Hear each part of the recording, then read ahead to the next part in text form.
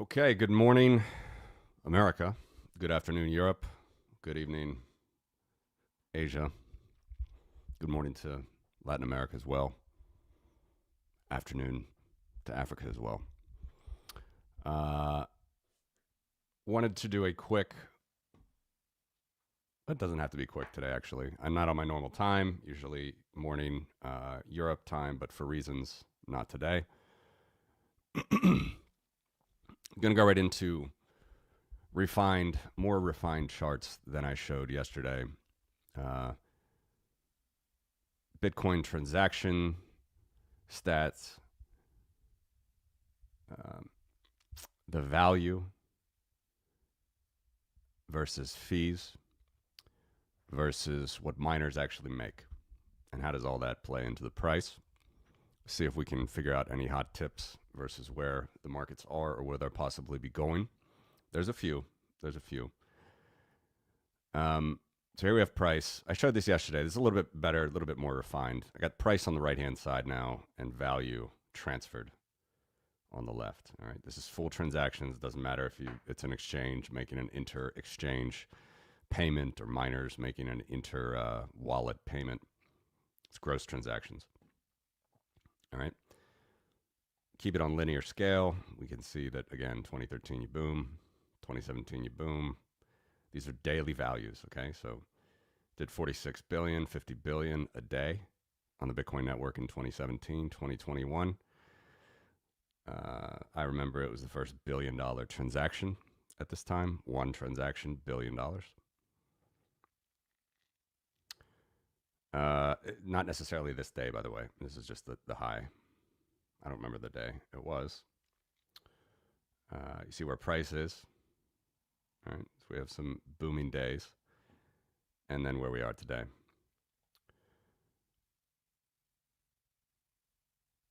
Our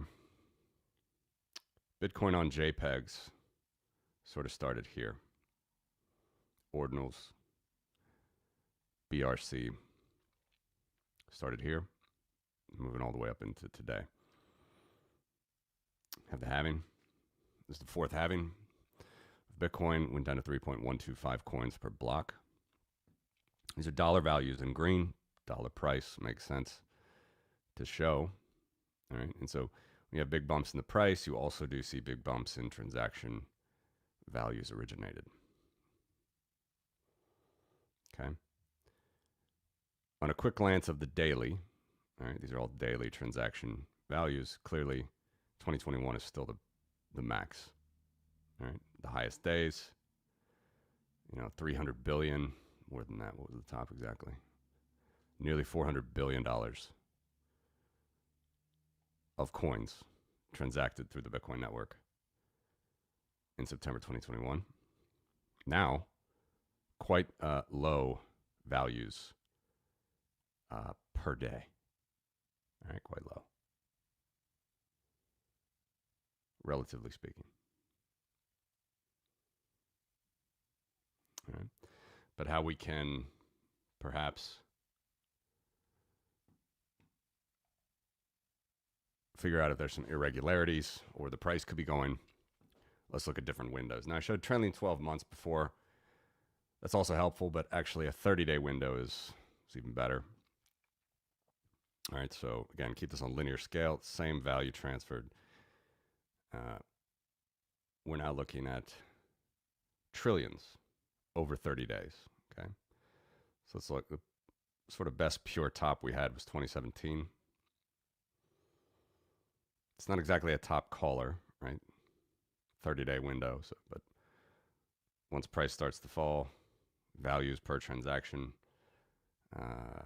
multiply by the price, roll it over 30 days, they'll start to fall. It's a little bit delayed, but you can obviously see big boom. Let's even go back to 2013, similar concept. Amazing. Go from 40, $50 billion over 30 days in 2013 to 2017, 2018, getting to $1 trillion, all right, over 30 days. Then 2021. No reason to think it couldn't be crazier this cycle, by the way. The weird double top of 2021. This was actually kind of the real top, was the first top. based on a variety of indicators that I've shown. It's not like this screams that it's overvalued, by the way. You're at $1 trillion. Focus on number 2 here. $1 trillion per 30 days. The start of 2021 went down. Then it went even higher, right? Over 30 days, $2.5 trillion. Then we go down, down, down into an FTX nightmare. Even have a spike in value here in May. Probably to do with FTX, right? Or Luna, I guess.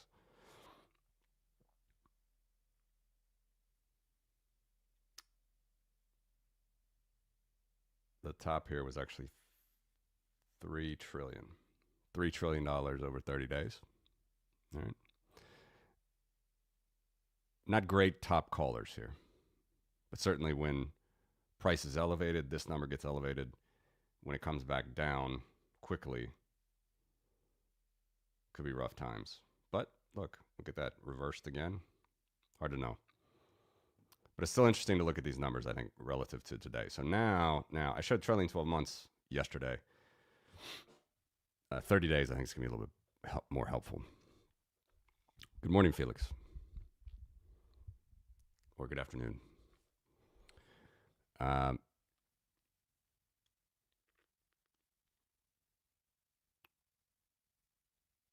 So we have Taproot becoming activated here. A lot changes.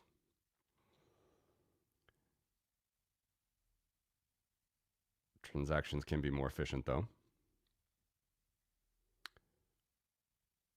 Let's even take out the daily, just so you see what I'm looking at now.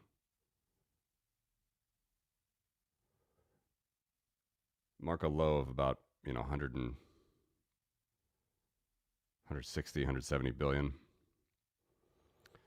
End of 2022, start of 2023, actually all the way through 2023. Then we have the halving. All right, halving number 4.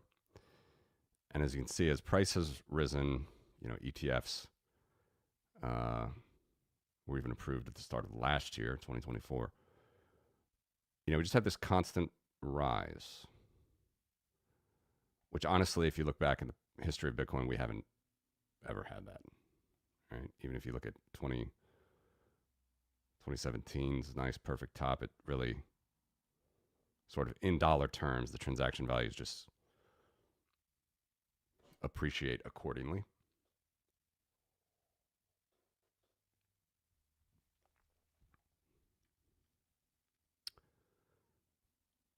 But you can see this just steady rise. And when there's a boom in price, there's a boom in the value of transactions on the Bitcoin network over 30 days. All right, so just to rehash where we are today. Oops. Again, my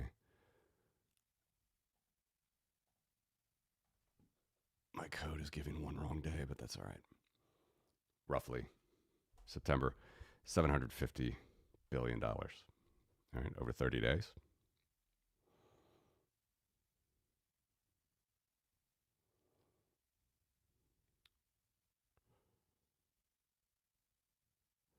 And you can really smooth this out now with trailing 12 months. Let's look how it looks. Okay. So this is monthly. Now we come into bigger values. We're just rolling this over the course of a year.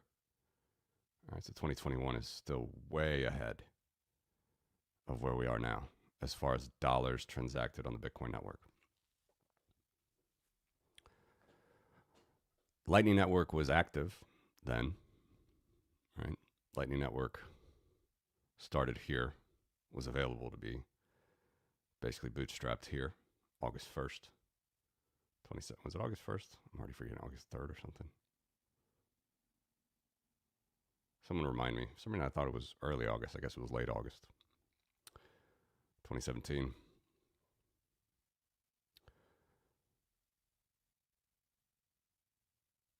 So yeah, the network always changes. Lightning Network, other layer 2s, people taking their money, perhaps depositing it onto an exchange, not using it as much on-chain, buying a Treasury company or an ETF, perhaps could change the picture. But this number 3 here, this just gradual rise, this, in my opinion, does give some ammo to the theory that this time could be different. All right. Because we've never really had this sustainable rise. This was a really fast rise, you can see, and then fast drop.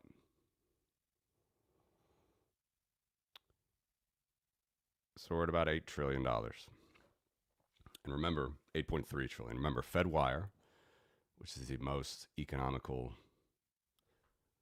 apples to apples payment system compared to Bitcoin, does $1.1 quadrillion a year. $1,100 trillion a year. Bitcoin does 8.3.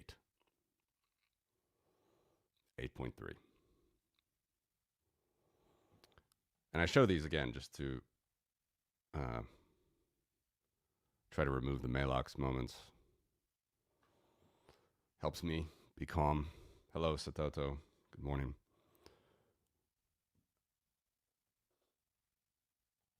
All right, so this is fees, or sorry, this is values that have flowed through the chain. Now let's look at fees.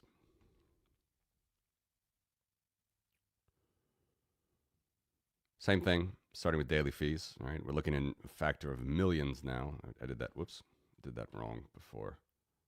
Sorry, did that wrong. Yesterday it was billions, but we're on millions. Okay, so daily fees, you can see quite clearly, never been over 100 million. Let's zoom into the top again, back in September, April actually, 2024. 78 million. 78 million in fees per day, total network.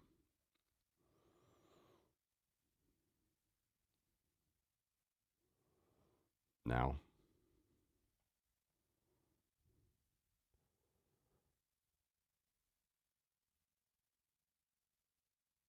some days,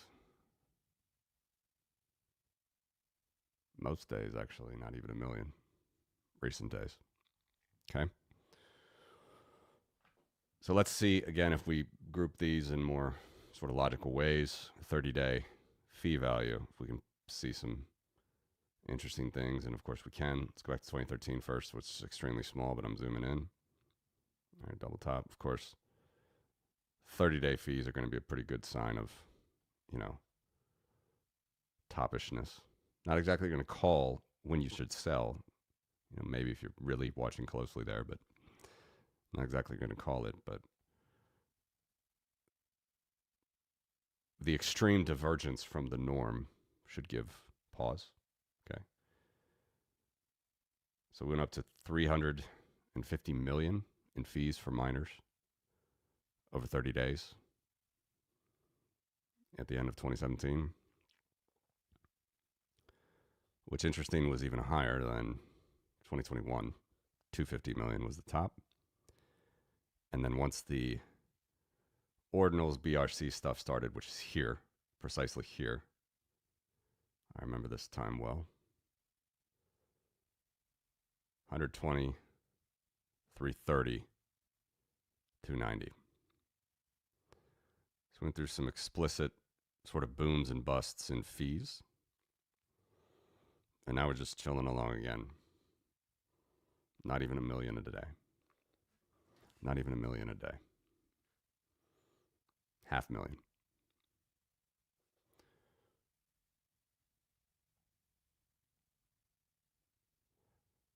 You would think almost that based on the vitriol that you see on Twitter over the knots versus core debates that this would be sort of out of control, but it's not.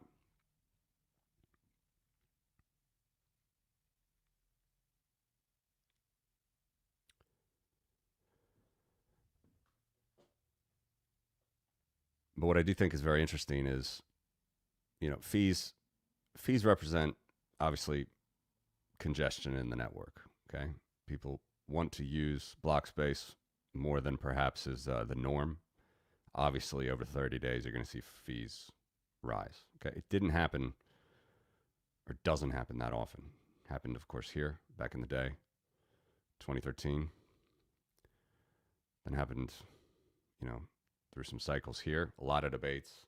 This whole block size war basically finished in August and November 2017. But from there, you have 1, 2, 3, 4, 5. 5 times where they've really been out of control. Not even counting this one. I didn't count that, right? This was like the kickoff of ordinals. JPEGs on Bitcoin. So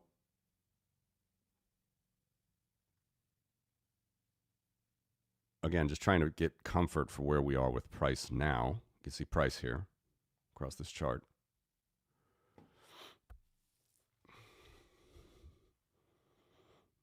At $100,000, we're not even, we're not breaking Bitcoin at all. We're not squeezing it. Plenty of block space relative to a normal fee.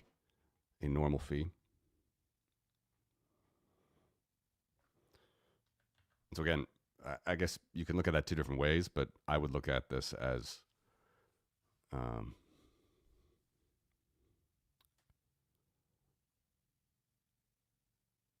not cause for concern of people desperately trying to buy Bitcoin and thus creating a bubble. Because when that happened in prior cycles, you could clearly see it in what they call the fee market.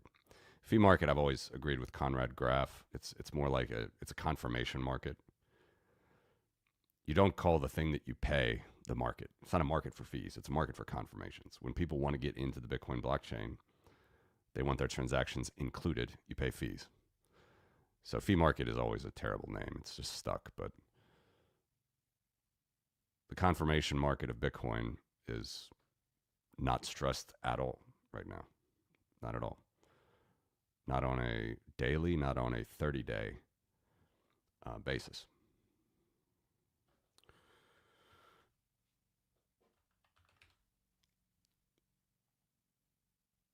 And let me know, please, guys, if you have some questions with this. But again, just trying to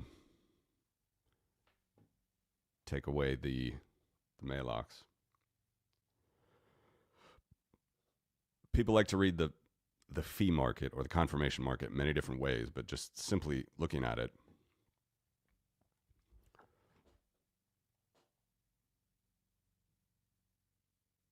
everything seems pretty healthy here. Doesn't seem, it doesn't seem that confirmations are, very rare, thus fees very high, thus perhaps a bubble. Of course, people, many people look at the same thing, they get different conclusions. You can also say, well, that just means regardless, then price is overvalued because nothing's happening. I don't think so. We can go back to our power curve, which I will in a second, and we see that we're right on trend for the power curve. So if we're right on trend for the power curve, why would you, presume something so different? Or that it has to be something very different. All right. So having said that, let's look at another one now. Excuse me. Here we have Bitcoin Network again, economic stuff. This is miner revenue. All right. This is a helpful one. Okay. So let's look over 30 days. I actually should do a percentage of this, but I am not at the moment. Well, let's keep them separate. Let's keep them separate, and then we'll combine them as an idea. So what is this green shaded area on this chart? Okay. It's in million right now. Daily value of network revenue. What is network revenue? Well, it comprises two things. This is miner revenue, network revenue. It's new coins, the block reward, issuance, inflation, people call it sometimes. It's more like issuance because it's known. Inflation's not known. We know that the issuance is coming. So it's issuance plus fees. Actual realized fees and issuance. You put those two together, you get a number, put it in dollar terms so we can all kind of generally understand it better. That's what this is. On a daily number, it's no more than 125 million per day over the last nearly, 17 years. It's the 17th birthday, right? Coming up, yes. 16 full years, whatever it is. No more than 100 million, typically. This looks like it was the record right here. Again, April 2024.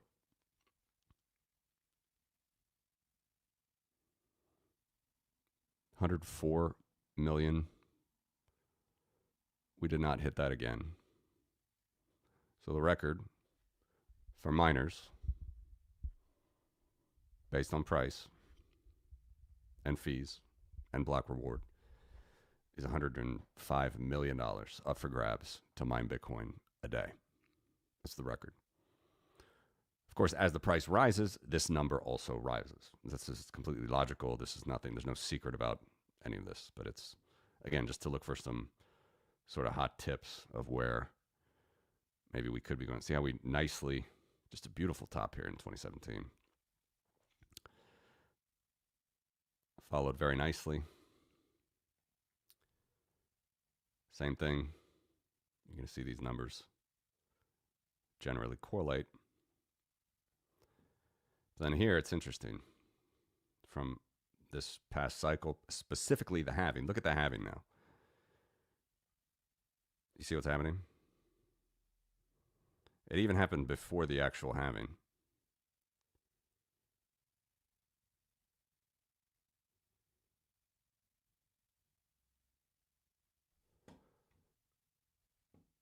I'm checking my dates. I wonder if this was an old prediction because I think this is right.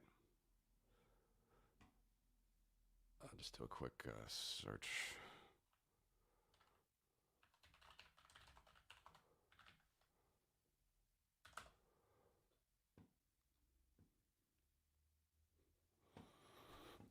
No, actually, sorry. I always need to double check my numbers. I have too many databases.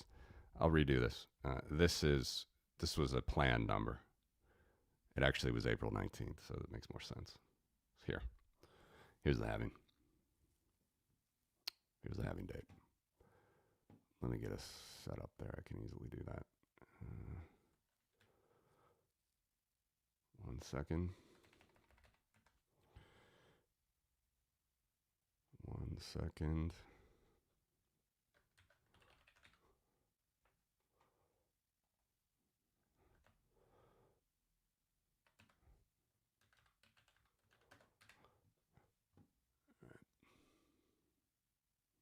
That was a glitch in the matrix. Redoing it here. All right, there we go. Look at that. Look at this. This is very different from all prior halvings.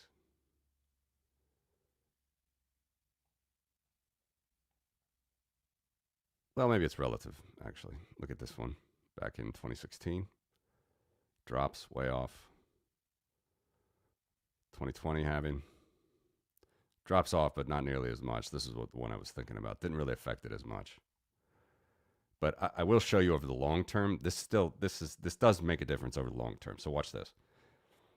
April 19th was the halving.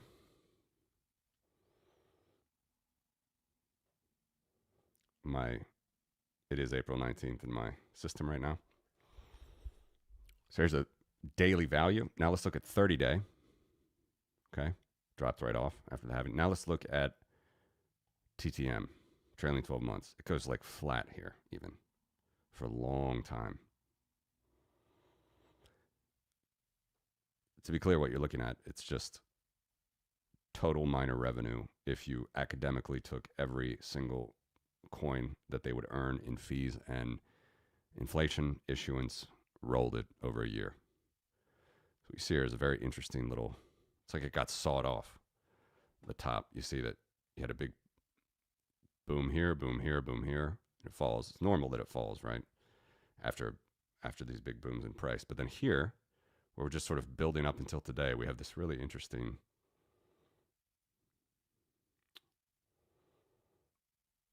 the halvings are powerful. It's another reason, by the way, where I do not necessarily agree with the theory that our 4-year cycles are over and these price booms are done, because these halvings can be pretty powerful for miners' economics and their planning and everything else. Bitcoin is number go up technology. It's always going to get better and better, and we know that in dollar terms it's always going to be higher. But we really got sideways here for March, a year, a full year, and even down. Now finally we're higher. We're higher. All right, so the trailing, so this is an important number. Good morning, Kane. Give me 1 second. Let me finish this thought. So this is an important number right here. As of today, you see that number 3. It's rolling all the prior dailies over the last year. Okay, so yesterday's was 50 million. All right, that's what miners made over the course of the day. $50 million worth of Bitcoin. Fees and inflation. Issuance. You roll that over the course of a year, $16.5 billion. That's not a lot of money. I know it's a lot for any individual, not some individuals, but the gold market right now is hundreds of billions. It used to be like 100. Now that gold is just screaming. The gold market is 200 to 300, getting close to $400 billion rolled over the course of a year. I don't have that chart handy, but I can provide. Oil market, $1 trillion in extraction value that comes out of the ground. A year. A flow number. That's a flow number, a revenue number. Bitcoin, 16 billion. And we're not even at the all-time high. Actually, I stand corrected. We slightly are. We are. What did I top at? What did we top at? Here?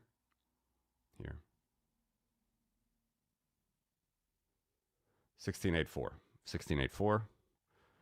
Where are we today? 1655. All right, so we're 300 million below the top. So we're not at the top, technically. Very close. This is no doubt going up. I mean, these numbers do not lie. All right, Peter Schiff wants these numbers to go back to 0, but people are willing to spend resources to mine Bitcoin, and the value of those Bitcoins to keep the network going rises. But we're nowhere near like topping territory. Nowhere close.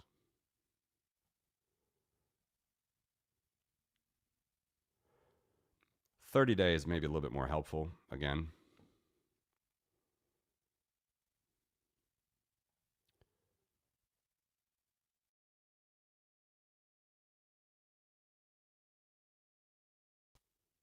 I think I had a glitch another glitch in the matrix. Can everybody hear me? Hope so.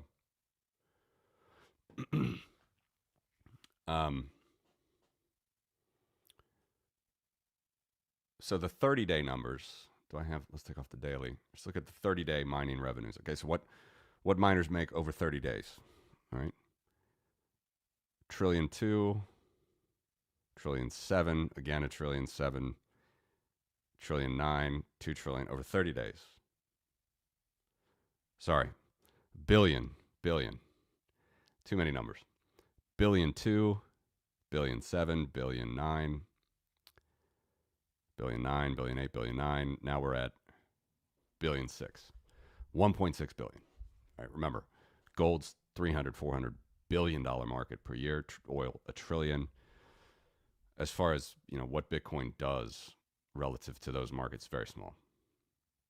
And I would expect, personally, if we're going to talk about a top in the market, it's going to be when this number is higher than these. It doesn't have to be orders of magnitude higher, notice. All right.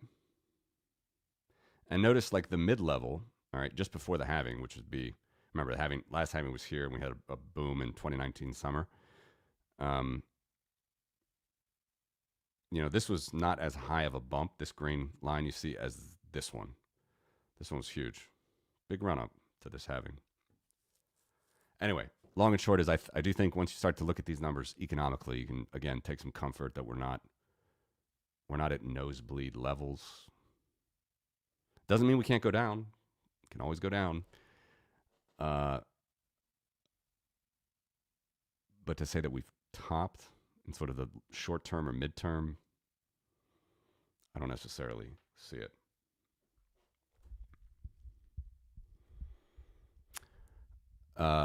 So Kane has a good question here. Is the flea market potentially not stressed because there are so many other avenues to buy Bitcoin, not through spot? I think it's probably true. Probably true. Certainly more true. Not as true on this chart. In fact, not true at all on this chart, right? Because mining has to happen. More true on this chart, more true on this chart, because there's a lot more synthetic Bitcoin. There's a lot more Treasury Bitcoin ETFs, as we know.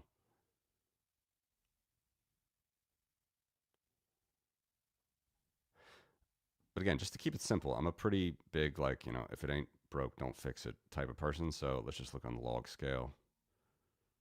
All right. Almost looks like a power curve again. I'm not sure if log is going to help. Let's keep it on log. Let's take off this and this. Let's go to the 30-day again.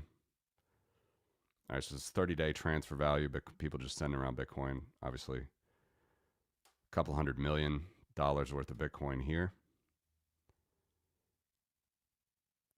This first top, 10 billion. Second top, 200 billion. I know I said this already, but let's just do it again. Now 2 trillion. And we're still way low. So this time could be different, but every time before, we've at least recovered and gone higher before or during the next top. If you understand what I mean. Even if, like here, the old crypto winter, we were way, way low, 8 billion compared to 42 billion in 2013, we recovered and we go higher. Right? We fall, recover higher. Now we're, there's a lot of bearish sentiment about Bitcoin, but I'm pretty sure that every single person that's taking the time to watch this stream is not bearish on Bitcoin. So you may have like bearish feelings about a lot of the stuff that's happening in the network or Twitter fights.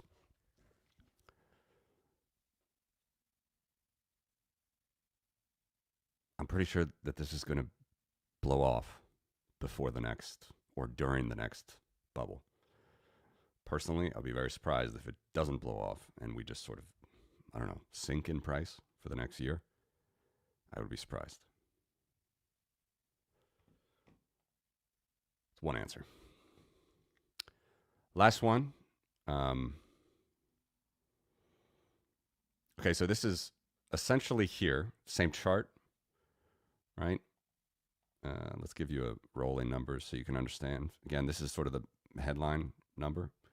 Bitcoin miners on a trailing 12-month basis, if they sold every coin, and they don't, but if they sold every coin that they made on that day, put it in dollar terms over a year, not even $17 billion. Not even $17 billion. What percentage of that is the block reward? What percentage of that is fees? We are still very much in the block reward epoch. Everything is inflation. Everything is a new coins, issuance. All right, so this is a percent that is the block reward. It's the split of miner revenue that is from new coins. Okay. Of course, it's always, this is in dollar terms. You could do this in Bitcoin. It would actually look very similar. Nearly identical. This is in dollar terms. So again, as top callers, when you get fees eating into this pie, eating into this figure, then it's usually a lot of people trying to buy Bitcoin. So we get down to 56% on the day here. That was a couple days after the top. Top was actually 16th, if I recall. Yeah. At least daily. Intraday might have been a different day. Same thing here. 73%. That means 26%. 27% is fees. We're topping. Notice how the second top, the scam top, doesn't do anything. This is why there are a lot of indicators to show sort of the real interest. But everything's easier in hindsight, and I'm pretty sure it's going to be difficult this time.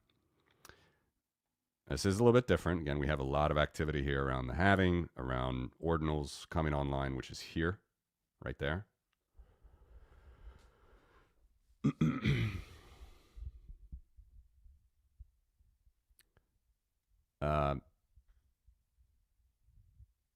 I believe during this period there were blocks that were nearly all fees. The block reward was a very small proportion, percentage-wise, but on the day, this sums up the day. Actually, here we do have this is interesting. What did happen on the 20th of April? I need to probably put this on my, because there's a lot of stuff going on here that highlighted on the 20th of April, 2020. That was the halving. Sorry again. Why does that not update? Sorry. My projection of the halving again. I have it. It was the halving. This is doing too much on the fly. There we go. Let's keep the daily. There we go. There's the halving. So this halving did a lot. On the 19th was the halving. On the 20th, this seems to be a record. Fees were 75% on the day. Ordinals were in full gear here. Everybody was arguing.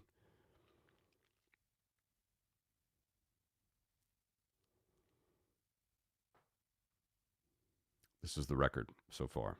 The day after the halving of 2024 April. But again, since then, pretty normal activity. Pretty normal activity.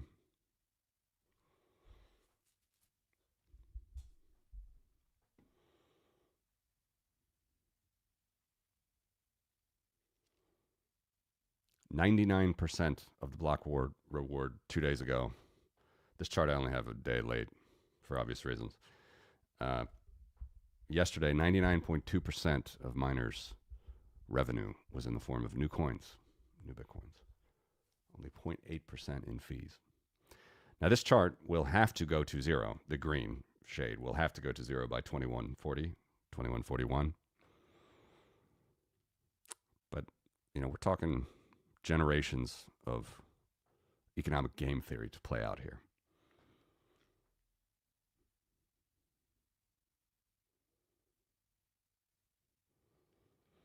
Got to catch the next block if you're really, really worried.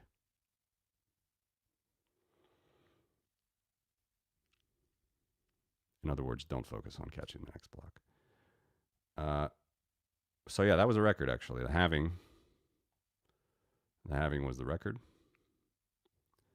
Got down to 75% fees were the split of the pie. New coins only 25%. But we're not even close there. And again, to remind you what this chart is saying, it's a fairly good top indicator, I'd say, or at least something going on in the network of where people really want to use the network, i.e. prices usually rising a lot when this number is low, when the daily block reward is quite low and the fee split is quite high. All right. And then I can do 30 days and trailing 12 months.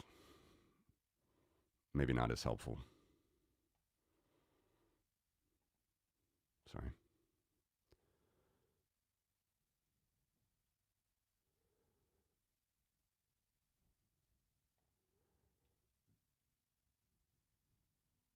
Prices always boomed when this number has fallen, for sure. When the split of miner revenue from fees outpaces miner revenue from new coins.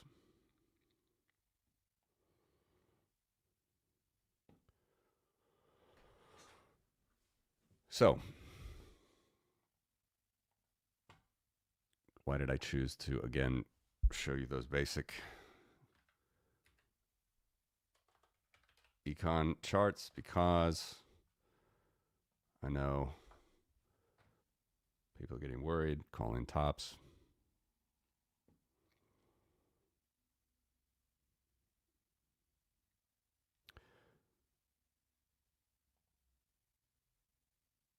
I mean, actually looking on linear scale, we're on log scale a lot, and I'll show you the power curve in a second here, but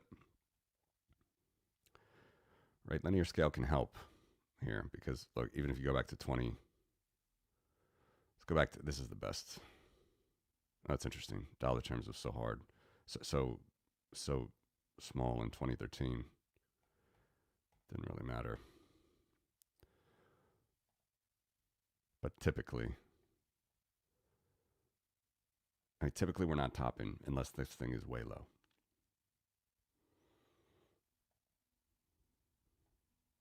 Doesn't mean we'll definitely move into a boom if it's low, right? We could be moving through into a crypto winter, so to speak.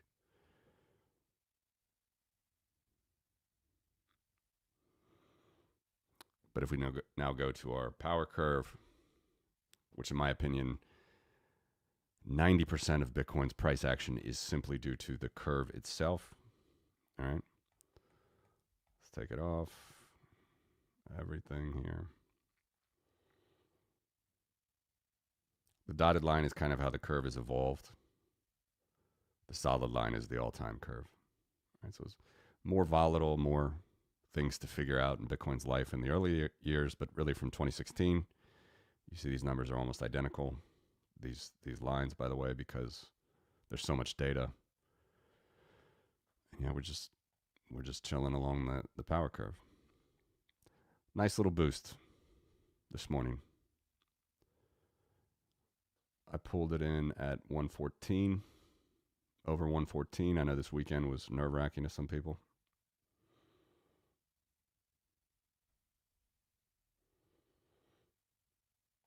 We can always go lower. But, you know, if you look at this chart and you ask yourself, what is fair value of Bitcoin? Near as damn it, the best thing you could say is going to be on this black line.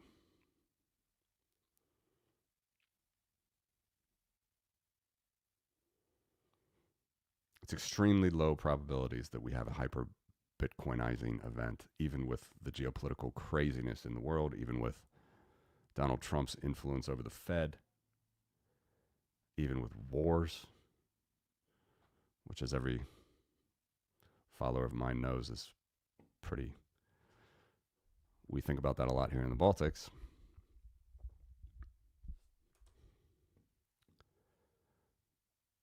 Bitcoin's going to stay on this sustainable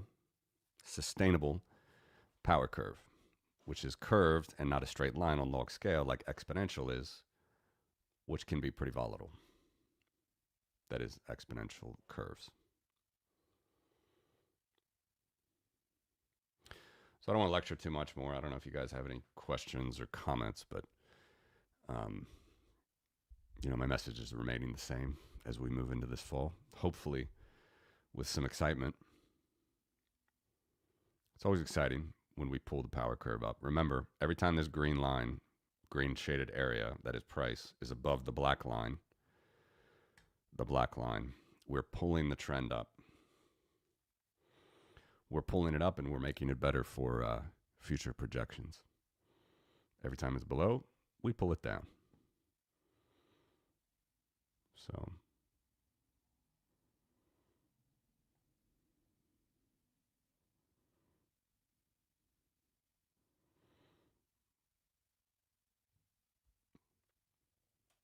think the best argument you can make that this time is different is A, transactions are pretty stable. Let's go on trailing 12 months. I got to go back to linear, don't I? Let's go back to linear. Here we go. Transactions are just on a very sort of different trajectory as far as value. And possibly that was front run by ETFs. All right. ETFs were like a 10-year project in the making, literally 10 years. I think the Winklevi put their application in 2014. And this bump in price here, specifically around the halving, arguably sort of changed people's expectations. So we got ahead of ourselves a lot right here. We were only down here, had plenty of time to work out from the FTX vomiting, but we sort of really jumped the gun last year and really jumped higher, where we didn't do that at all in the old, as it was called, crypto winter. We did it in 2019. We did do it, but still fell back down specifically because of the old word which shall not be named. Crazy days, crazy years.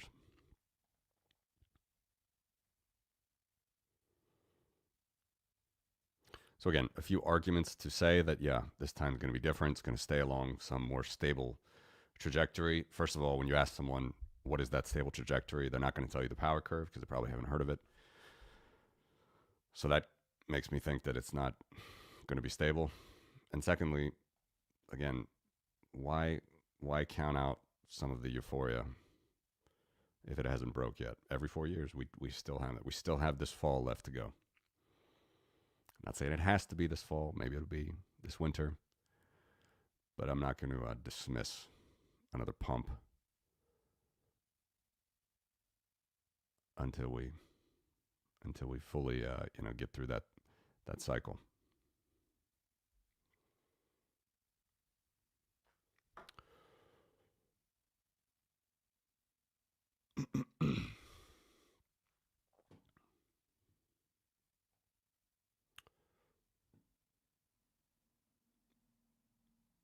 The mean, by the way, is very nearly identical to the power curve, and of course the power curve evolves, so it's 1x over this, the evolving power curve.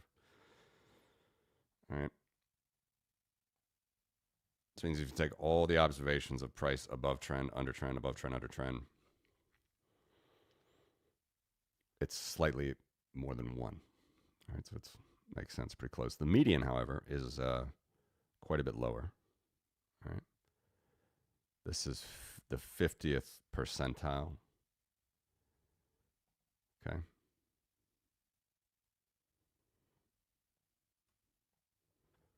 It's the square.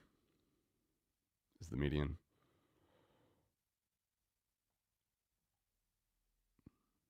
So if you take all the observations of where the price is above or under the power curve, it's actually, if you line up all those observations, the middle number is 0.x. So the median is 0.x, 0.8x.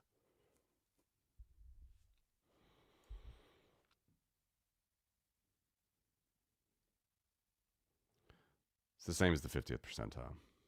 The difference here is precision, but it's the same thing.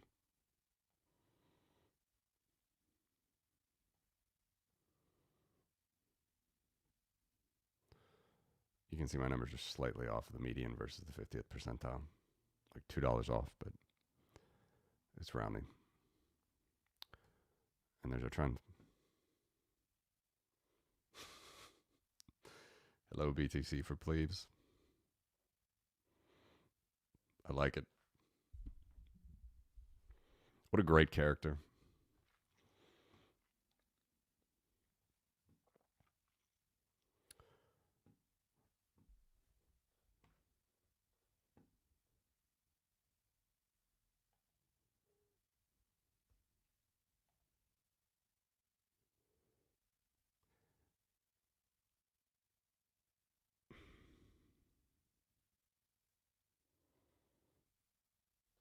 think it is time. I really do.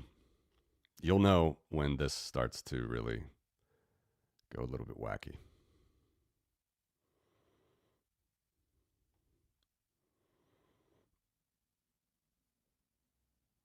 It would be impossible at this point to have a boom in price and not have this drop off, meaning fees become a much bigger percentage of the pie each day.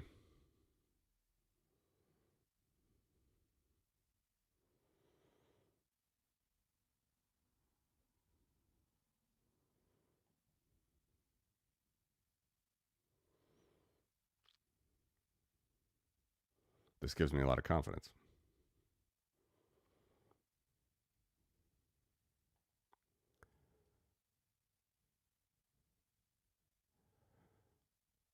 And notice, by the way, big drops don't really, I mean, they could happen and it sucks when they happen, but big drops don't affect this ratio. Yeah, people get freaked out, move their coins or whatever, but usually people just hodl on, buy more.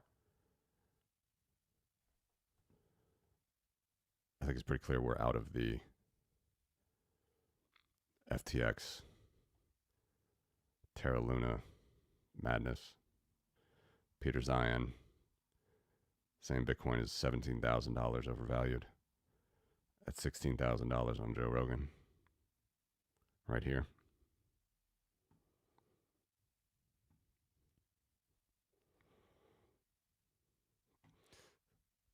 That's a good quote. That's all I really got today, guys. Anybody have anything else they want to see?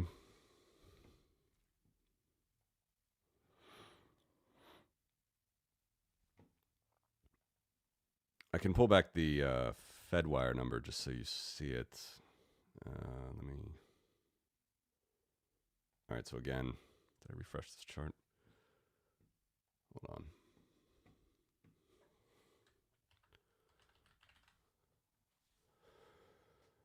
One second, sorry. There's fees.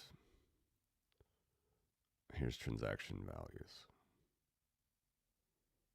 All right, so I'll take the 30-day off, take the daily off, the yearly, which is indeed different, a little bit more consistent here. All right, 8.3 trillion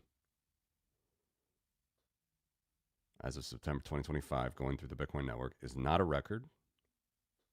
That was 18 trillion.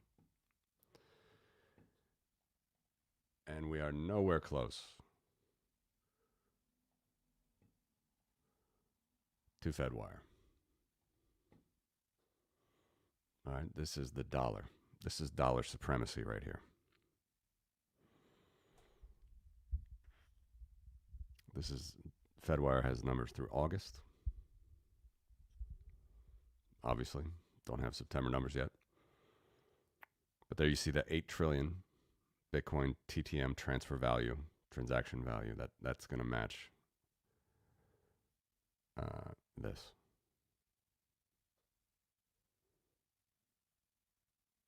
$8.3 trillion as of the end of the month. Go to the end of August. There's your 8 trillion.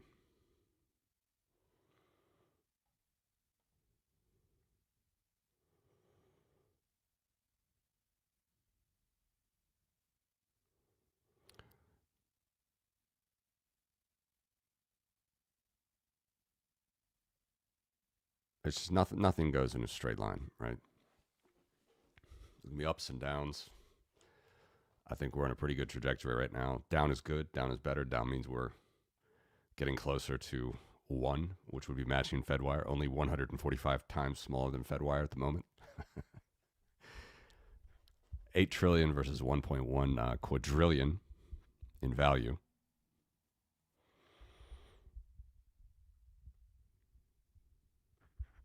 And by the way, the Lightning Network should not be counted here. Just like, Visa and MasterCard is not counted on this Fedwire chart. This is just base layer transaction value.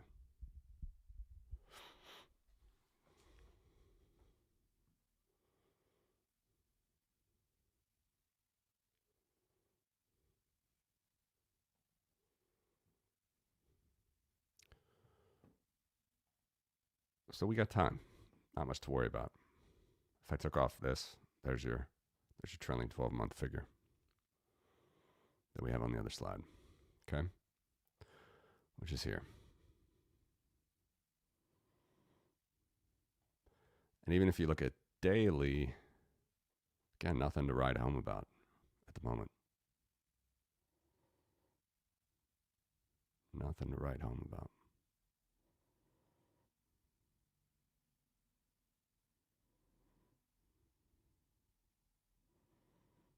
$10, $15, $20 billion a day, 30. Nowhere close to a $300, $400 billion day.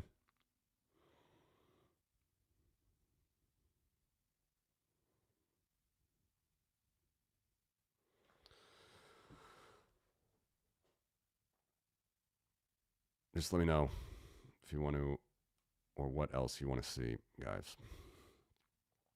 Because this is the core of stuff I wanted to show today.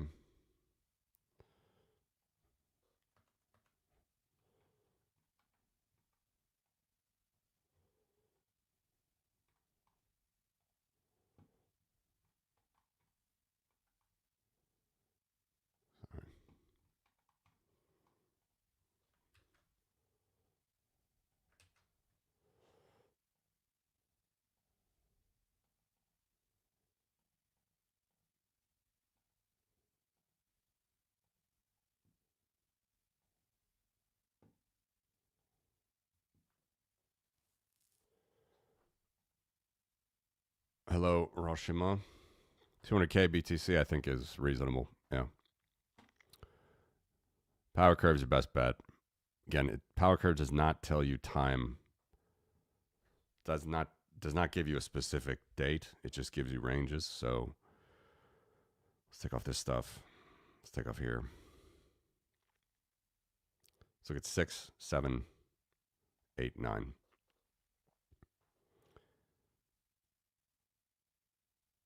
All right. We have always hit the 9. That is the 90th percentile, which is 2x the trend. Wherever the trend is at the time. And again, this is not a, the power trend evolves. So your actual multiple is this evolving trend, right? Zooming in, there's your evolving trend.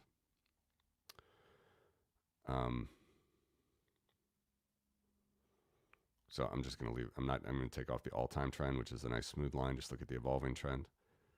Okay, we always get above the 9, which is 2x the trend at the time. It is true, though, that 2021 was difficult, right? It was difficult. But presuming that we would get to the 9 and presuming it would happen at the end of this year. Whoops, that's a year beyond right there. 250K. And I have the other slide, of course, which shows you 91st percentile, 2nd, 3rd, 4th, 5th. It's safe to say 2 to 3x is, I don't even have to pull up the other chart, basically. I think a lot of people have heard it enough if you've been following this channel enough. 2 to 3x, in my opinion, is as much steam as we'd get. So 3x is 375. The trend, by the way, is here. So if the trend's 125K, 2 to 3x the trend is 250 to 375.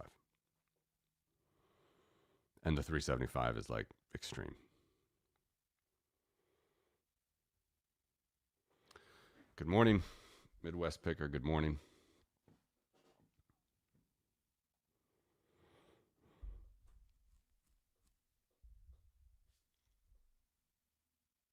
It does.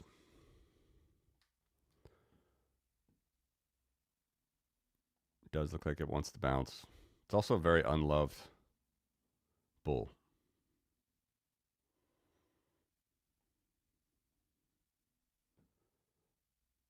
So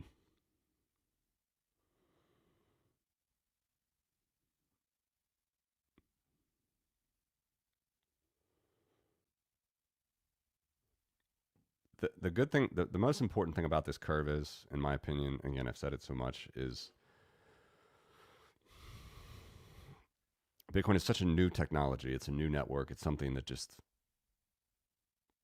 as everybody watching the stream, I'm sure believes, it blows gold and silver out of the water as far as store value, but also transferability, transportability, fungibility.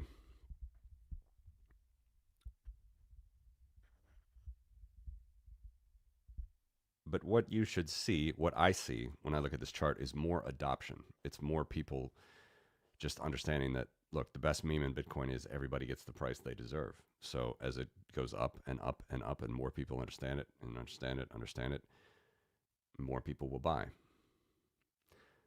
But it's not done in an exponential curve. Gold is done in an exponential curve, which is an unsustainable curve.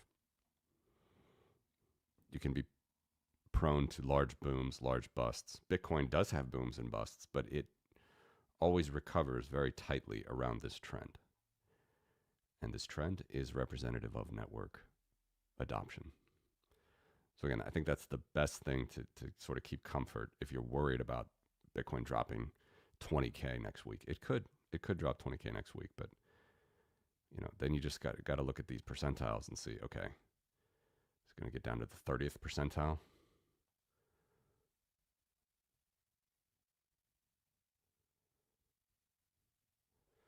It's going to, even 64K. I'm sure everybody watching this would love to buy Bitcoin at 64K. Is it going down to that level right now? I think quite unlikely.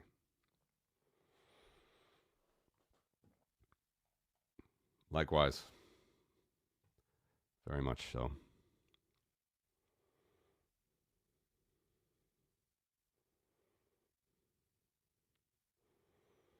Yeah, I mean, I think that's probably going to happen again.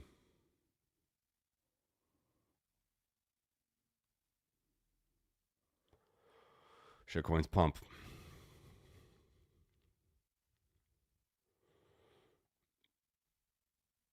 Pretty much the only time they tend to pump is when Bitcoin is pulling them along.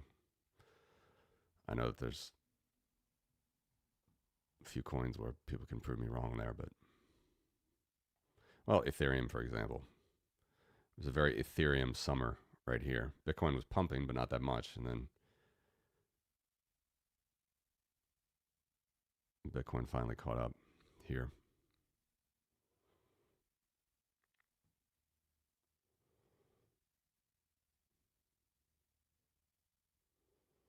It's just a caveat emptor thing, in my opinion.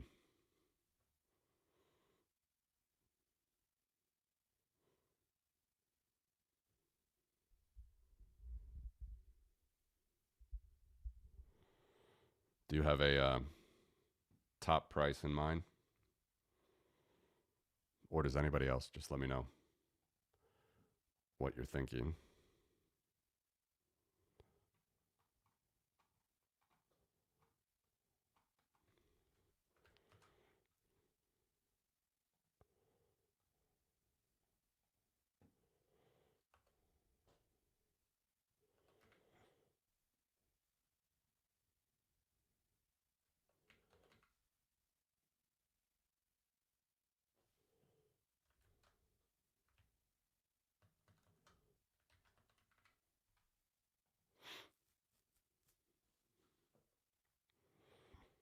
Yeah, I agree.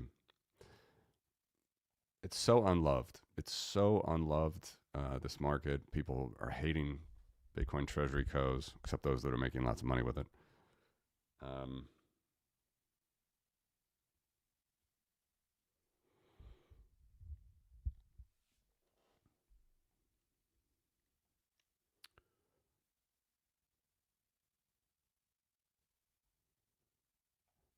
I just think we can't say it's broken until we've been through the cycle.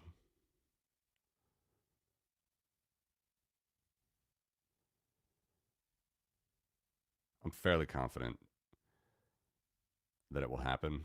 And I'm also fairly confident that when it happens, it won't be as strong as these. Again, could totally be wrong. Not using any other analysis other than the 4-year cycle here to say that we've done it before, so we could do it again.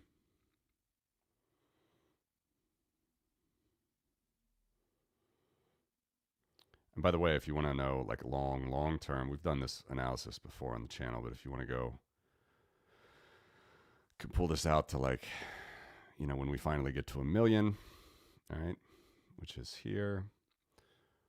On my curve, it's 2033. All right, May 2033.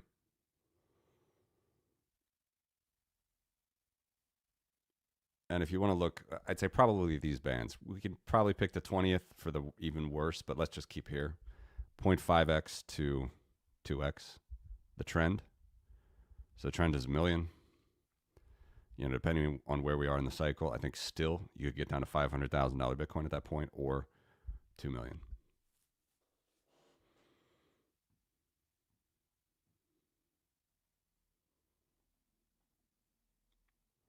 Yep, I agree with you very much.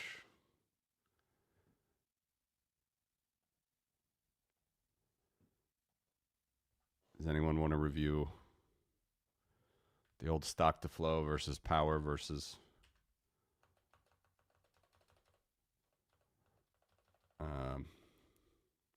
exponential?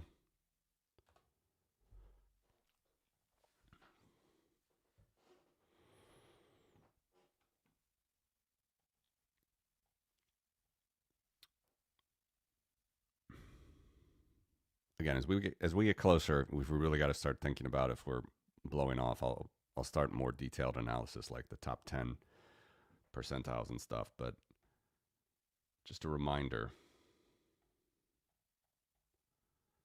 All right, if Bitcoin was exponential, I know I've showed this a lot, showed it last week, but if Bitcoin was exponential,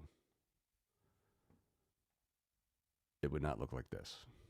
It would look like this. That's an exponential trend line. Notice how it doesn't even touch the data here. It does actually like kind of look like a nice little support here, but then completely broken from here. Also understand the difference. We're at $112,000 Bitcoin, 14, whatever.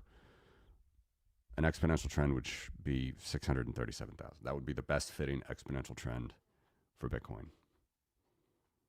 Doesn't seem to make sense. And the further out you go, the more amazing the numbers are. Let's see, we hit 1 million. Hit 1 million next year. Hit 1 million in May 2026. 10 million in 2029. 100 million in 2032. $100 million Bitcoin. If Bitcoin was an exponential asset. It's not. So let's compare the power curve. All right, let's go to 2032. When exponential curve would tell us to be 100 million, power curve says 740,000. It's quite a difference. So when plan B tells you that Bitcoin's an exponential asset, you could tell him that it's not. Here's his 2020 model. It's basically mirroring the exponential curve, which again is wrong because he was using gold and silver and platinum, palladium in the model. Those are exponential assets, not power assets like Bitcoin. Doesn't make any sense. His 2019 model is a little bit better, which was his original model.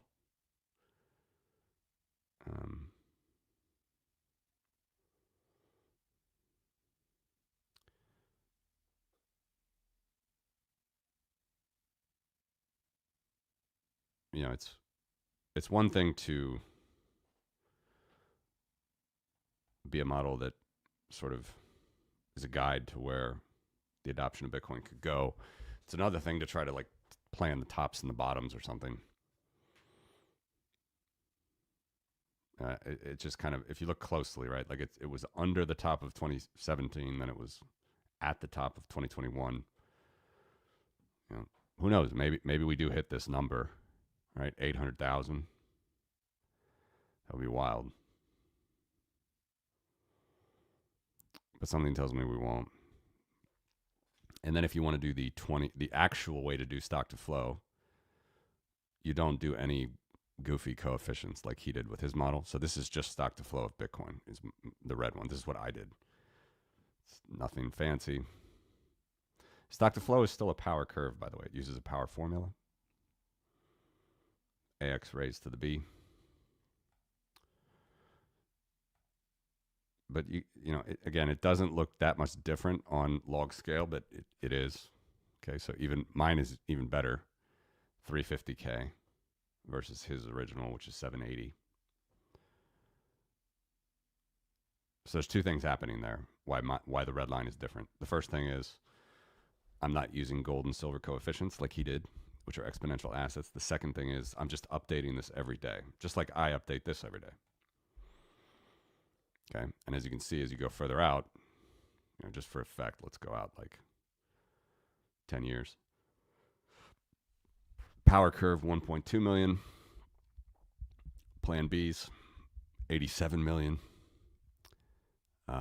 Sort of best fitting stock to flow, which I'm doing myself here, 19 million. I'm not going to be disappointed with any of those numbers, but you want to start to think about what's real. And then just do this again for effect. I know I did this last week, but we also should look back in time to see how things would predict. Okay, so his predictions, I'd say pretty bad, right? Especially versus the power curve, which is right on the price.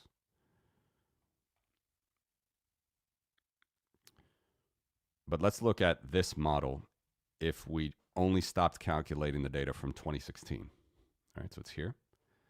It looks pretty close, but again, still the devil's in the details. So even here, look at the delta. The 2016 stock to flow 570K as of today.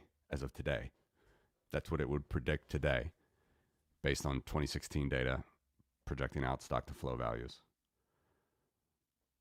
All-time stock to flow data 340, again, way wrong. And then that just gets further wrong as you move out. Okay, so you can go out to like 2030 only. 2016 stock to flow 5 million. All-time stock to flow 2.5 to 2.7 million. Now, let's do the same for power. Here's the all-time power curve. Let's assume we stop calculating from 2016 with the power curve. You can't even see the difference, which shows you the power curve is absolutely what Bitcoin is doing. Look at that difference. The dotted line, which you can barely see, is only taking data from 2009, which pricing starts in 2010, until 2016 December. The solid line takes every day's data up until today. It's unbelievable. This is like one of the most unbelievable trend lines I think ever drawn in existence. ever to have existed.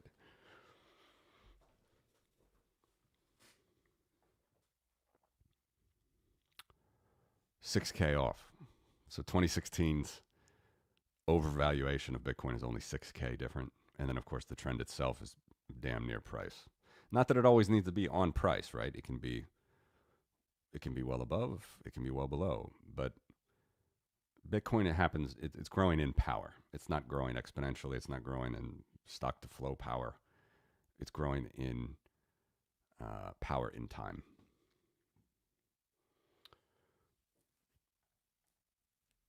It's a great question. A lot of people have tried to answer that.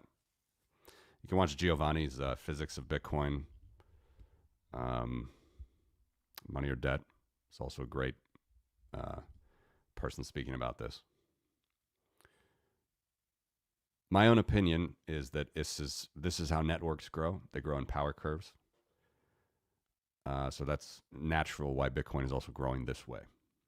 And since it's so new, everybody's trying to figure it out.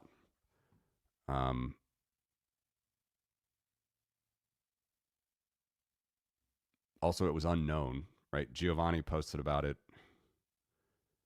here. somewhere here. I first posted about it here. He did it on Reddit. I did it on Twitter. No one knew at the time. Power curve was almost like a resistance from this big puking in 2018, which is funny. But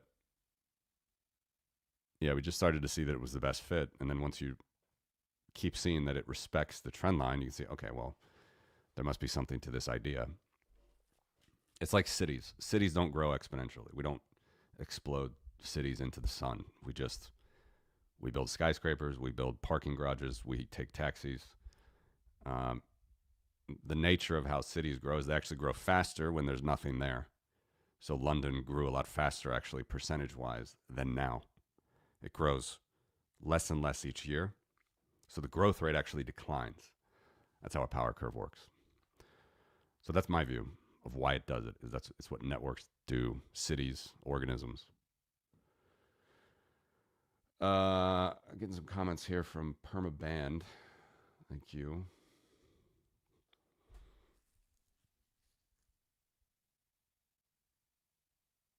Interesting. Linear regression to the square root of the difficulty. Yeah. Send me the formula. What's the R squared?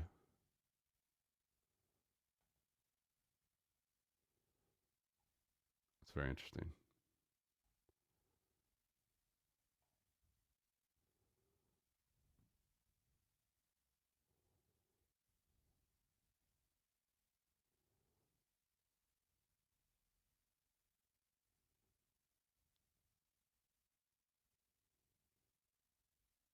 Square root of the difficulty. That's an interesting idea. And it's linear. It's just a mx plus b.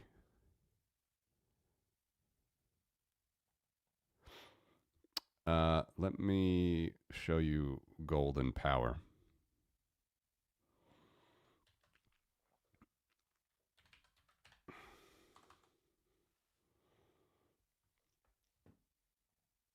A lot of people think that gold somehow broke the power. It has not. It's just, it is growing for sure.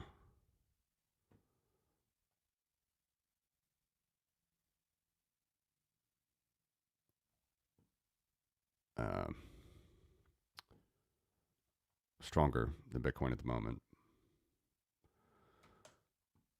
Whoops. Sorry.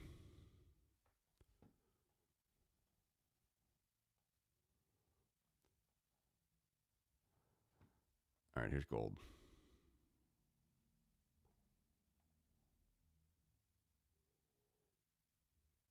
So I've shown this a lot as well, but I know, apologies if it's people seen it before. So we're at 1 ounce of gold to 1 Bitcoin in 2017, right here. See?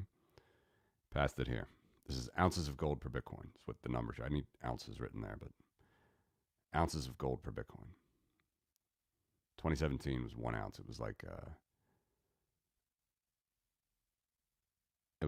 Bitcoin was, I think it was like 17, maybe less, like $1,300 maybe at the time. $1,300 Bitcoin, $1,300 gold at the time. Now Bitcoin 114,000, gold getting to 4,000. Gold is certainly better compared to the trend, right? But it's still way, Peter Schiff's still much angrier to have. Now it's going to cost him 30 ounces of gold to buy 1 Bitcoin.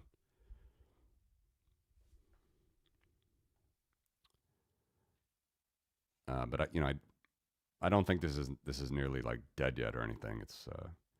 It will level out though. It's possible that this could stay low for a while if central banks buy a lot of gold. Gold isn't not as correlated to the economy as other assets, right? Inversely correlated. So it's possible gold could shine again. But still, Bitcoin's 30. It takes 30 ounces of gold to buy 1 Bitcoin, whereas only 8 years ago it took 1. But let me go back to your point.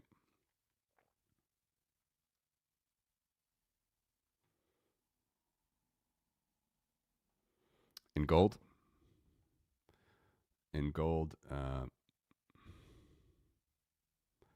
Notice, by the way, just a quick aside.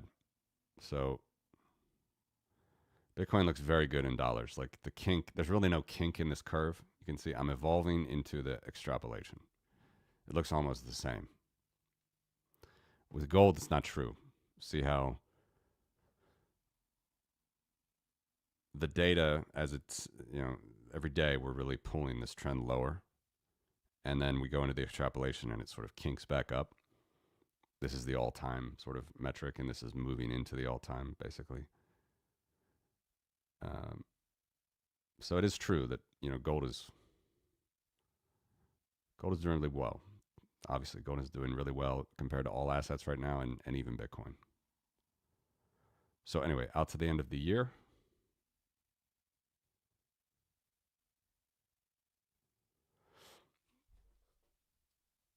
$68 ounces on the regression, but we're still down in the 20 to 30% territory. So we're somewhere down here.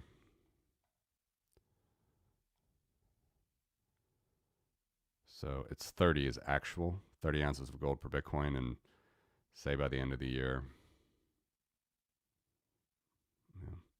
it can change even an ounce or two a month for sure.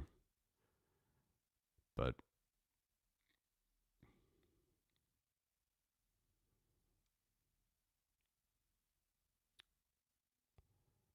it's strong. Gold is looking pretty good here.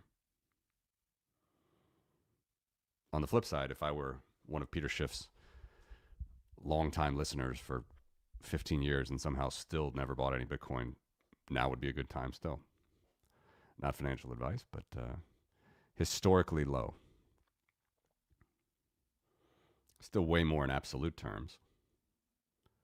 Again, it would cost you fractions of a gold ounce to buy Bitcoin way back here. But anyway, I'm getting sidetracked to your point.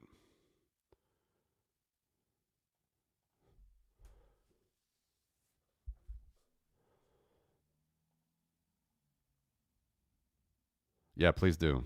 It's cool. Send it to my send it to info. It's fine. The info address at Crypto Voices or Porkopolis, either one. Peak to 40 ounce, back down to 30 now.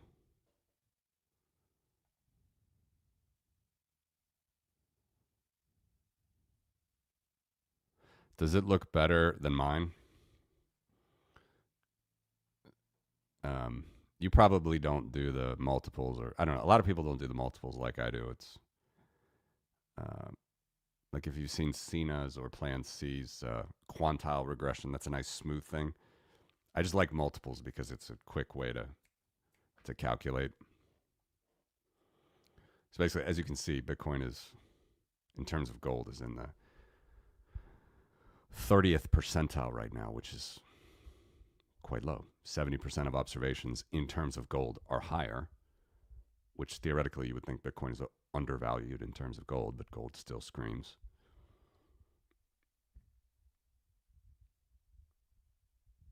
You know, 29 ounces, you see it's number 3 there. It's the 30th percentile.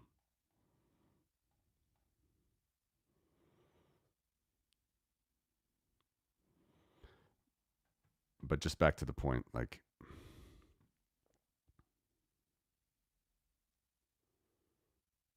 it's a bit more volatile, this chart, than the dollar chart.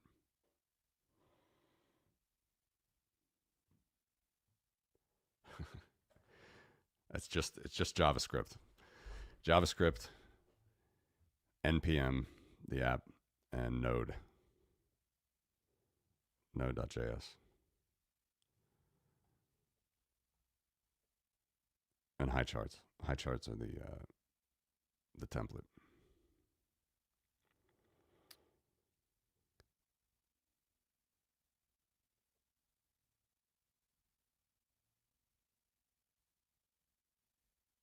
But what I'm trying to say is I don't have the evolve. I'm always adding and taking away indicators. So if you take away the solid line, and you look at, say, the 30th, 40th, let's look at lines that are more red. What I'm trying to say is, contrary to the dollar, Bitcoin in terms of gold is really getting pulled down. And you can sort of see that by, actually not here, but let's say here. All right, so you see like this is flatter, and then once you get here, it goes back up to the projection. So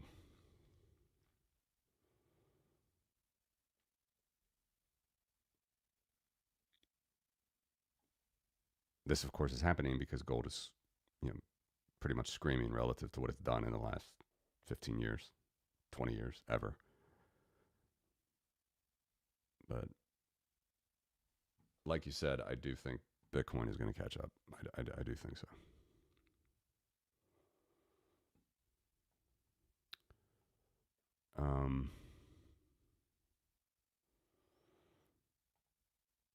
So just imagine this. Like, look at these two charts, these two different types of indicators: stock to flow and the power curve. Let alone the fact that stock to flow is not scale invariant, like just precisely by the nature of Bitcoin halving every 4 years, you have this sort of weird stair step. So the power curve doesn't do that. You have this nice smooth scale invariant curve, meaning any point you pick on the power curve is scale invariant. So, and the formula breaks down to this. Basically, the curve will double every 12.5% increase in the life of Bitcoin. So we're at about 6,000 days, 700 and some days more. This curve doubles. But that's not what it was doing at the beginning, right? When Bitcoin was 60 days old, it would double every 7 days, or roughly. That's what a power curve does. That's how networks grow. So to me, like, everything is a very, it's just a beautiful formula for Bitcoin. It really solves a lot of questions.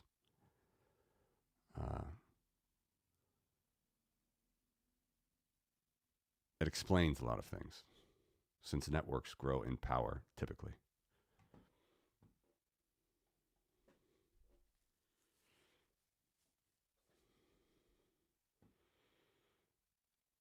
I don't know, it's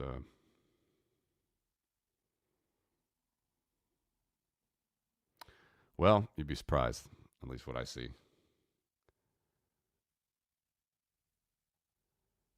Yeah, but definitely send it. That's cool to see. Have you tried this method for just dollars?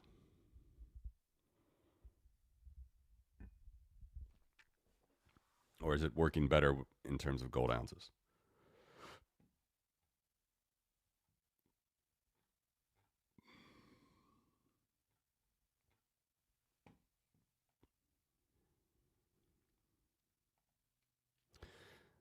My next chart that I need to build out and show you all, because I know everybody's going to start taking money out in dollars and leveraging their Bitcoin.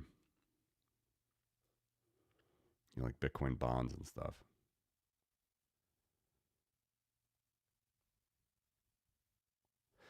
So just so everybody's clear, like, no financial asset does this. Not one. The stock market, the bond market, the gold market. Let me just show you gold here.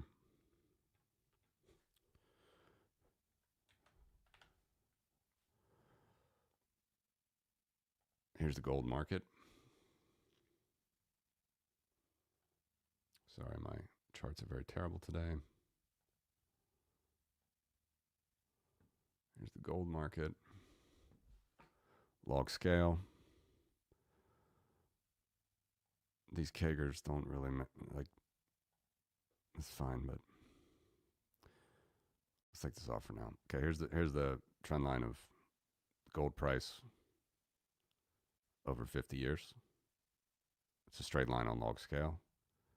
Completely different than Bitcoin. Bitcoin has this nice, beautiful concave down setup, whereas gold, where did you put that? Is a straight line. S&P 500,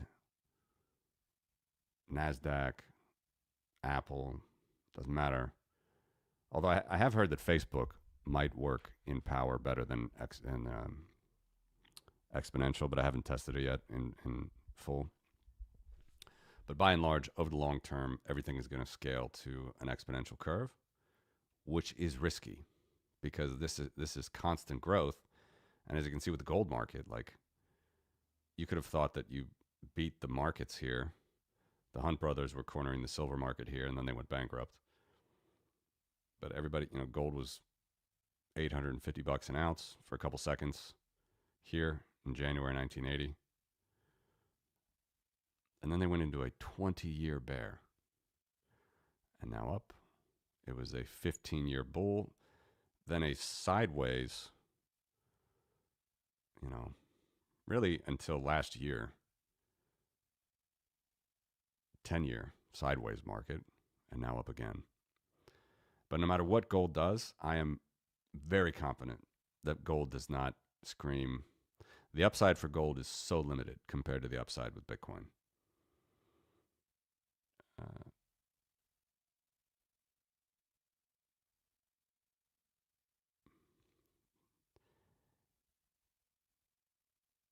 Every time the gold price is above this black line, it does pull the trend up.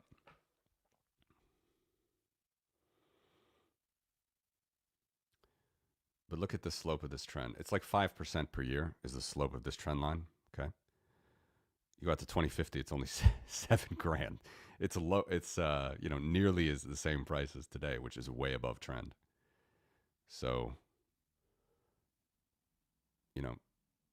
the trend line matters. It's important. It's something to keep in mind. And just the nature of the gold market, since it's been freely floating, has never been more than 5, 6, 7% a year, with major swings in the meantime. Whereas Bitcoin, again, follows this nice, beautiful curved line on log scale. Very sustainable. Very sustainable. So whatever. I get on a lot of these tangents, but here's what I wanted to say. So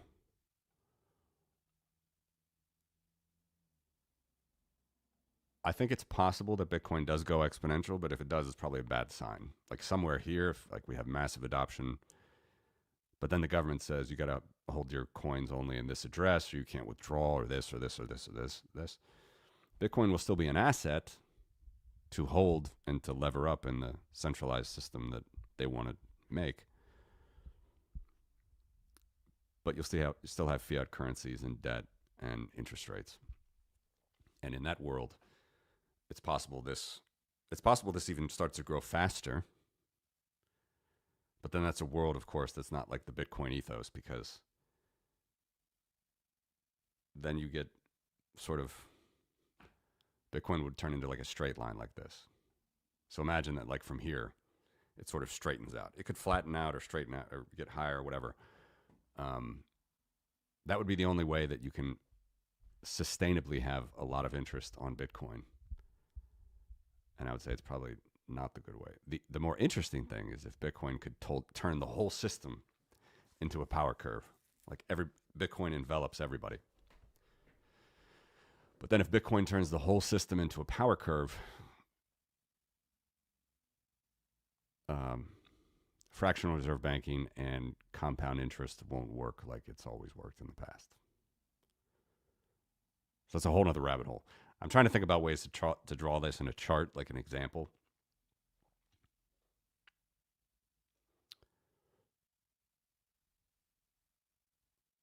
There's no asset in the world that grows like this.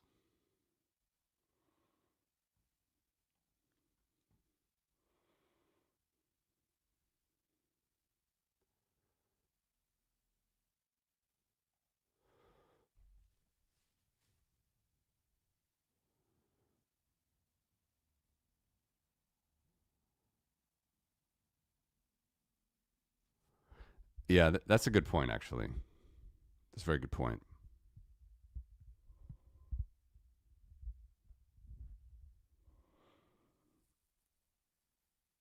A lot of this is going to come down to how centralized it is, like how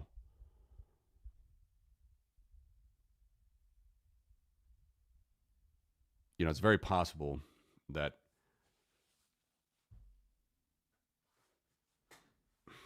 You guys saw this thing that the Treasury is trying to do, right? It was like totally terrible. Um,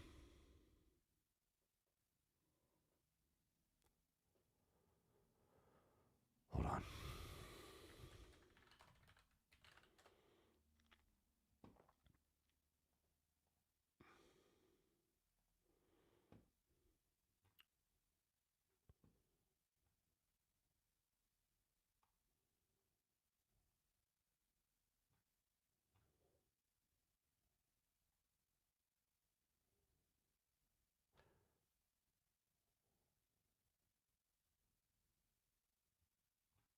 I can't find it right now. There's a sort of a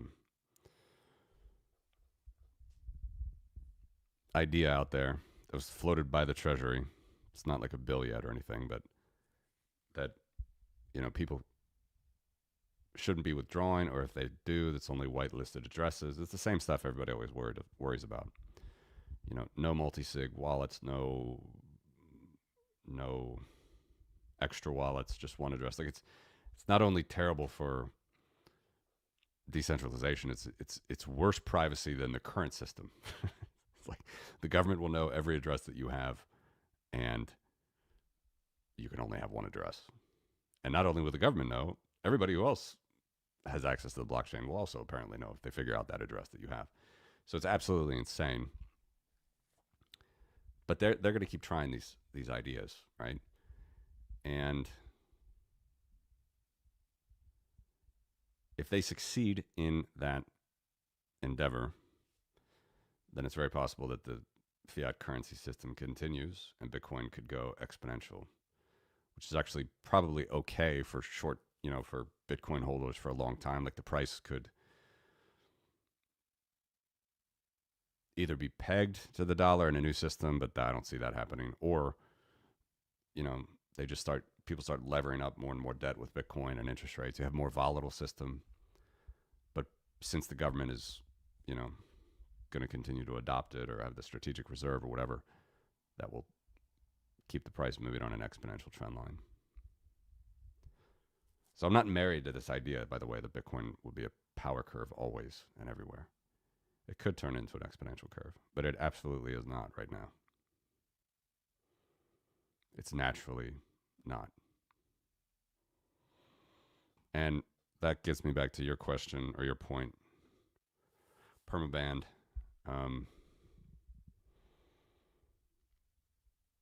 It's totally possible that Bitcoin in dollar terms on a power curve like sort of breaks. So doing it on another ratio like with gold makes more sense.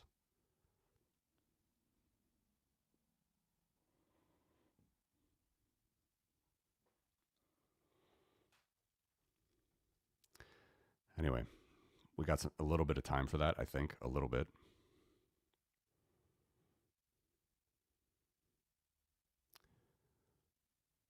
But this would be my range by the end of the year. Something like this. I know it's a big range, but sorry, not with the 345, just with the to the curve and above.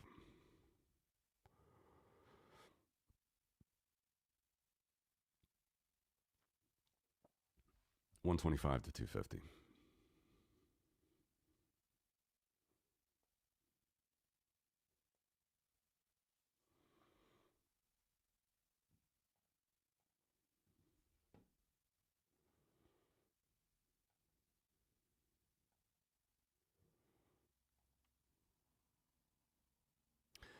I also think if you think about the history of gold or oil, even we can see how much power those players have based on the size of the revenues that they make.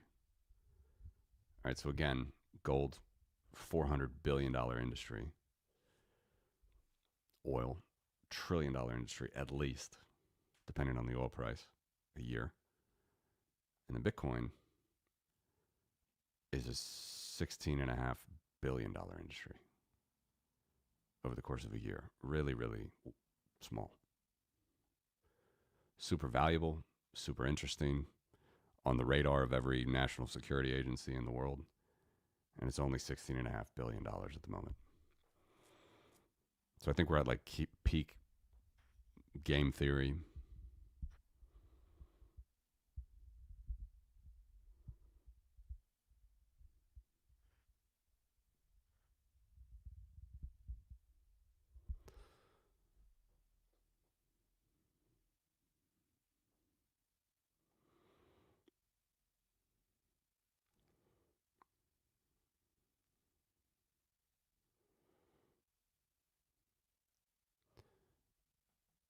But we're not even close to bubble territory because this metric would start to come off of 99%. All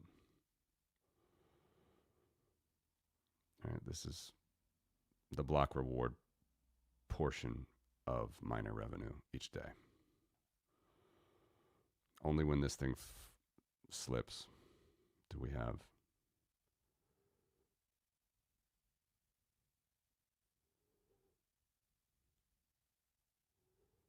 tops. It's at least got to get 80%. Fees at least got to get to 80% of the pie. And again, notice here what the ordinals started here, and we went on for a whole year until the halving, and we still pumped in price, and we're higher now.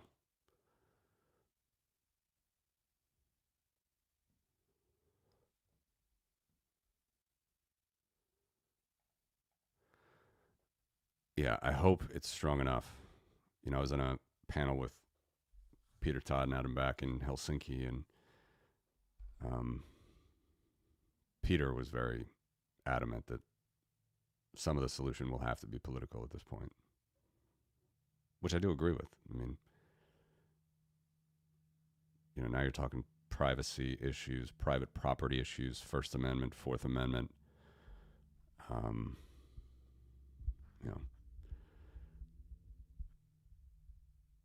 I can't find it on Twitter. I'm sure you guys can see, but there was some proposal out of the Treasury, like even a couple weeks ago, that said there's only, it's basically the idea of whitelisted addresses again. No private wallets. No self-hosting. Self-custody. Or if it is self-custody, it's just one address, which means no private wallets. That stuff is obviously insane, completely antithetical to the ethos of Bitcoin.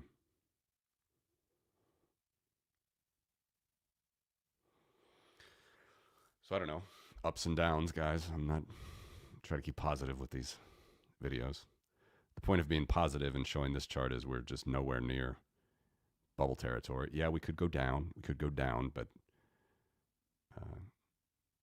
this is not topping behavior from the confirmation market, or as it's erroneously called, the fee market. And here, as far as what miners make over the course of a year, we're not even at the prior top.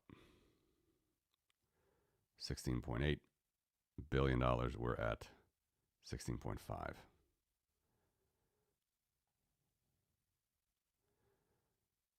And again, this is basically just showing in real dollar terms, kind of the inverse of this chart, but how high fees can get. All right, on a daily basis.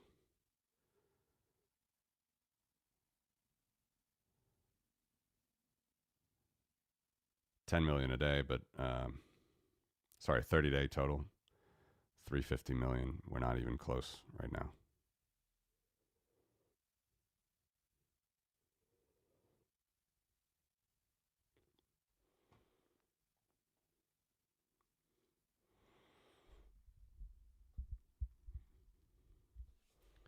So I wouldn't say I'm really worried.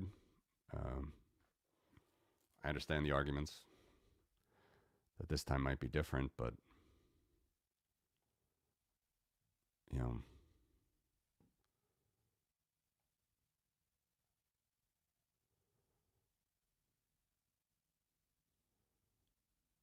let's not say that for sure here until it happens.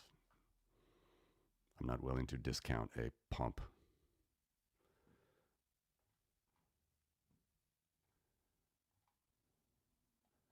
As Rafiki says, it is time. This is a great one. All right, guys. I gotta cut it here today. Thank you for American friends for joining as well. Morning time, afternoon time here in the Baltics.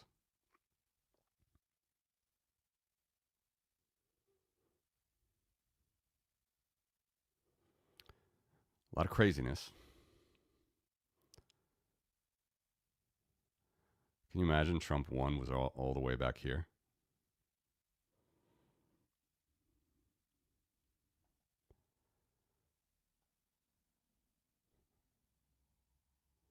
Not going to get into politics on this one, but a lot of craziness still to come. Thank you, Permaban, for the comments. God bless as well. And, I appreciate everybody checking in. We'll keep updating. 125 to 250. That's what I'm still thinking by the end of the year. All right. Take care, everybody. Thanks for watching.